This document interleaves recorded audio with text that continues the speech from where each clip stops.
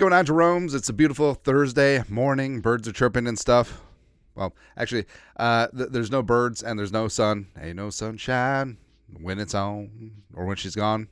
Either version is good, but it's a beautiful Thursday. It's time for another Vikings news dump. So starting off, so it's the off season, so every single thing, and especially leading up to free agency and the draft, so every single thing on social media that a player does is going to be scrutinized. Oh, did you see that the player unfollowed the team or removed all team photos or something like that? But he does that every year. Shut up. Shut your face. But Jordan Addison posted a really nice sort of end of year recap. His first year in the pros. It's a dream come true. And the quotation, "Used to dream about this. I can't believe I'm here." And I mean, Addison had himself a phenomenal rookie season. Probably would have gone over 1,000 if Kirk stayed healthy, but 900 plus receiving yards, 70 catches, 10 touchdowns. I mean, it's certainly a great debut and something to build on, as well as his former college teammate, Caleb Williams, Caleb, put in the comments, "See you soon, brother." Now, part of this is like, so the conspiracy theory side of me is that, hey, Caleb Williams, see you soon, brother, is going to force his way to the Minnesota Vikings and just push his way on through as hey, top 10 teams, if you draft me, I ain't reporting. And take your chances, roll the dice. Because could he pull a John Elway? Could he pull an Eli Manning and get it done? Maybe. Or, they're just going to head back to LA and just hang out together. Who knows? Who knows, man? But yes, Caleb Williams, Jordan Addison certainly had a chemistry in LA. As Caleb Williams, Heisman trophies with Jordan Addison. Heisman trophies without Jordan Addison, etc. But we can dream. And yes, I do think that Caleb Williams has extreme upside. I think the term generational talent gets thrown around way too much. I'm definitely not saying that he's better than Mahomes like a lot of draft analysts did during the season. And you know who you were. He does have some question marks, but the upside is certainly there. And frankly, I mean, if Caleb Williams did want to pull an Eli or an Elway and get his ass to Minnesota, I wouldn't be mad. I wouldn't be mad, man. Something that would make me mad is if the Vikings traded Justin friggin' Jefferson. Now, Kyle Long, former crooked Chicago Bear, and I actually wanted Kyle Long to sign here with the Vikings, but of course he couldn't because he was so banged up. Is what it is. But apparently he's doing some analyst work now in the Chicago area. Vikes fan page compiled this together. A former NFL vet, Kyle Long, on the Vikings, quote, "You need to trade Justin Jefferson. You got the best receiver in football, but didn't win a Super Bowl. You have other weapons there. Go out and get a ton of other great players for Jefferson." So you have a player not even in his prime yet, but at a premium position, who you know is the best receiver in the game. And because you didn't win a Super Bowl, you have to jettison him and you have to get value. Nah, that's ridiculous, man. And also, hey, the Vikings didn't win the Super Bowl last year. Hey, they didn't win the Super Bowl the year before. They just blow it up every single year? 98, they didn't win the Super Bowl because there was a couple fumbles and Gary Anderson missed, and also Denny decided to kneel on it with 30 seconds left at 3rd and 3 from the Vikings 27. Not that I looked it up yesterday. So they should probably have traded Randy Moss. Nah, it's ridiculous. And sure, the only specific thing I would do is if you traded Jefferson for someone that you had a very large inkling was going to be your future franchise quarterback.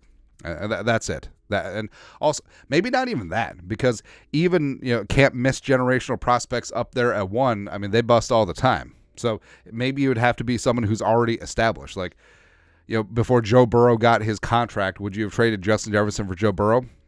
Probably. Maybe not. Maybe Burrow is kind of older. I don't know, man. But it doesn't matter. You're not going to get rich by trading your studs. No. And the Vikings can't have a reverse Herschel Walker. Plus, I think you would be capped out at probably 3 first-round picks, maybe. And also, I don't think that they would be high first-round picks. I think that it would be a team like the Chiefs, or maybe a team like the Ravens, just coming on in doing that. Or, God, all right, so what if San Francisco, they let Brandon Ayuk walk instead of paying him, and then they traded 3 first-round picks for Justin Jefferson? Yikes. And I mean, hey, if you're a team that's going to be consistently in the Final Four. What am I doing here? Be consistently in the Final Four or Elite Eight. I mean, what skin off your nose is a first-round pick? It's going to be late anyway. Go ahead, man. But also with the whole Jefferson trade thing. So, I mean, generally I'm only on Facebook to post pictures of my kids, so like my great aunts can like see how the kids are growing up and stuff. But I mean, it's so crazy. Like social media, people are unhinged, but definitely on Facebook, and also, definitely staying off of Facebook because it's an election year, so things are gonna get really weird. But so there's some Vikings. Minnesota Vikings fan pages that just get a little bit off the rails. So Vikings on the brink. Trade rumors intensify as Justin Jefferson's potential departure looms large. I don't know, man. I don't know. So we try to shy away from the whole clickbait stuff, and there's some websites that literally just make their nut off of clickbait, and I don't judge you. A hustle is a hustle, and like when we do clickbait titles, it's usually in tongue in cheek, question mark, something like that. But no, the discourse is definitely broken in sports and otherwise.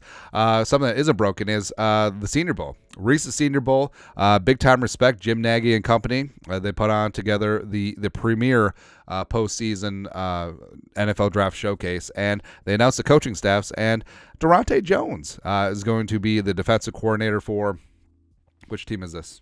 The national team. Is it the national and the American team? But it's really cool, the Senior Bowl. So what they used to do is they would have complete coaching staffs from various teams, which is fine. But I like what they're doing now. So all these guys are getting a chance to level up. So Durante Jones, Vikings DB coach, passing game coordinator. He gets to be a defensive coordinator, so he gets to work with these young prospects for a week. He gets to call the game, and it's great experience. And guys like Jeff Albrecht is the defensive coordinator for the Jets, and he works hand in glove with Rob Saleh, and now he gets a chance to be the head coach of this week of practice and the game. So it's awesome experience. Love me some Durante Jones. Also, getting it. I mean, scouts and GMs will be there, but getting to work one-on-one with these guys on the field, it's invaluable. And you see how guys react to adversity and competition, and it tells you. I mean, the tape is the tape, but how these guys interact when they know that camera's always rolling, but how these guys interact in a practice in a game situation with each other, it speaks volumes. So Durante Jones getting a close-up look at what some of these defensive players are going to do, it's going to be fantastic, man. Also fantastic is so the Dallas Cowboys, fresh off of getting waxed by a team that shall not be named, keeping Mike McCarthy, ain't changing. So 3 straight 12-win seasons, which is great, but they set NFL record because they haven't made an NFC title game appearance, which I don't know. Like McCarthy, I feel like McCarthy is a good regular season coach and can rack up and stack up wins, but do you trust him in postseason outside of that 1 year where they caught lightning in a bottle? No, I just don't think so. And the only reason that Mike McCarthy is staying in power in Dallas is because Belichick said no, and Jerry Jones wants a head coach that he can control like a sock puppet. That's why he didn't get along with Jimmy Johnson and punted him. That's why he brought in Barry Switzer, who I mean, Barry Switzer won a Super Bowl with Jimmy Johnson's guys. Let's be honest here, and he wasn't really minding the store. I mean, Barry Switzer had been retired, been living the good life, man. And then you have guys like Dave Campo. You had guys like Jason Garrett. Obviously, dudes that were yes men to Jerry Jones. And the one time he deviated, Bill Parcells. I mean, yeah, they found a little bit of success, but I don't think Jerry Jones wants to go back to that. Oh, what's up, Sylvie? And of course, noted Cowboys apologist Skip Bayless. Again, the only positive from the Packers allegedly beating the Cowboys is that Skip Bayless was just in hell. It's rough. Jerry stuck with Mike McCarthy after that. Mick Kilby. That's great. The opposite of great is Kirby Joseph. So everyone knows that Kirby Joseph is dirty. Everyone knows that he goes low and he lowers his helmet, and you can't do that. And he's got the body count racked up. Put out Hawkinson, put out Higbee. Hey, Kate Otten, tight end for the Buccaneers this weekend. Watch yourself. But Ari Mara put this out. Rams quarterback Matthew Stafford to Lions safety Kirby Joseph after his hit on Tyler Higbee. Hey, that's a good hit, but you're dirty as F and you know it. And also, if you listen to it, like, that's a good hit was definitely sarcasm. It's been on tape. I seen it. Higbee tore his ACL and MCL on the play. All right, so like, everyone knows. Well, like, Stafford knows. Like, Stafford's not a dummy. He saw the Hawkinson play. He's seen the other half dozen plays that have been circulating around of Kirby Joseph, where it's one thing. Yes, defensive backs generally have to hit large tight ends coming over the middle low, because if you try and hit them up high, you'll either get penalized helmet to helmet, or you're going to get trucked, like the Bills DB on Freiermuth in the wild card game. And Dan Campbell, like, this is what he said, quote, "That's how we play football around here," on Kirby Joseph being labeled dirty. That's how we play football here. Just keep your head up, see what you hit. That's always what I tell Kirby. He's going for the thigh board and staying away from the head. That's how we play defense here. It's da-da-da. Now, sure, you can say that, but that's absolutely not what he does. Going for the thigh board, where he's the only safety that goes lower than the kneecap, as well as keep your head up, see what you hit. Baloney. I mean, Kirby Joseph does the opposite. Like, he ducks his head or he goes head hunting, as evidenced by the Justin Jefferson one. So, I don't know. Like, it's something where they're going to have to watch it. Like, people should have been on notice about Kirby Joseph after the Hawkinson injury, but now everyone saw the Higbee hit, and now he's going to be put on notice the rest of the way. And the tight ends he faces, like, is it going to be Kate Otten? Is it going to be George Kittle? Is it going to be Mark Andrews? I mean, they got to know that he's going to be lurking. He's going to be trying to take out a knee, trying to get a competitive advantage out there. Speaking of advantage, I don't got a good transition, but so Jason Kelce, who deserved better from the Eagles. Jason Kelce is one of the few things about the Eagles I actually like, and he's also the much more likable Kelce brother. But he... All right, so this is from Bleacher Report. Jason Kelce dropped off a jersey for his favorite employee at his local McDonald's when he hit to pick up breakfast this morning. Signed jersey. That's fantastic. That's awesome. But the more important thing is our guy Ross Tucker was all up in there. Guarantee he ordered a sausage McMuffin with egg because that's the greatest sandwich of all time. And Kelce, you effing know it. 2 sausage, egg, and cheese, and a large coffee every time. And I will say this. So, the sausage, egg, cheese, McMuffin, it's fantastic. Also, what's interesting is that, so in the Midwest, and I feel like most of the country, we just call it, it's a breakfast sandwich. It's a breakfast sandwich, right? But in the East Coast, and particularly New York, they say the sandwich by the ingredients. Like, it's sausage, egg, and cheese, bacon, egg, and cheese. It's interesting. The whole regional nomenclature and all that stuff. But I will say, so yes, the sausage McMuffin with egg is fantastic, but I'm going to go to bat and go hard in the paint for the breakfast burritos, where I think they're really freaking fantastic, man. And I love relaying stories, being in college and poor. So what I would do, besides getting, Little Caesars hot and ready, I mean, college kids' diets aren't great. It's like Natty Light. It's like Natty Light. Fireball was just starting to be a thing back then, and then Little Caesars at McDonald's. That's what it was, man. But so these breakfast burritos used to be like $1.19, like $1.29. Where are they now? Like $2.50? I don't know. But what I would do is, so I live down the street from a McDonald's, and I would walk to class. On the way back before breakfast closed, I would get, I don't know, like six of these things for like $6 or $7, whatever. And yeah, eat a couple throughout the day, and like, it would sustain you. I mean, these burritos, are they authentic? Are they haute cuisine? No, absolutely not. But are they really freaking good? Yes. Are they filling? Yes. Are they nutritious? Probably not. But don't really care. But it would be so good. Like, you don't even get the sauce. Like, you have just like a bottle of sriracha. And also, I don't think that you should put condiments on a burrito or condiments on a sandwich. What you do is you take the burrito, you take the sandwich, hell, you take the taco, and you apply condiments as you go. Because if you just put it on the tortilla or the sandwich, it can get squeezed out, it can get thinned out, it can get lost in the shuffle. But with this method, you are guaranteed to have the perfect ratio of sustenance and sauce. That's all, man. That's all.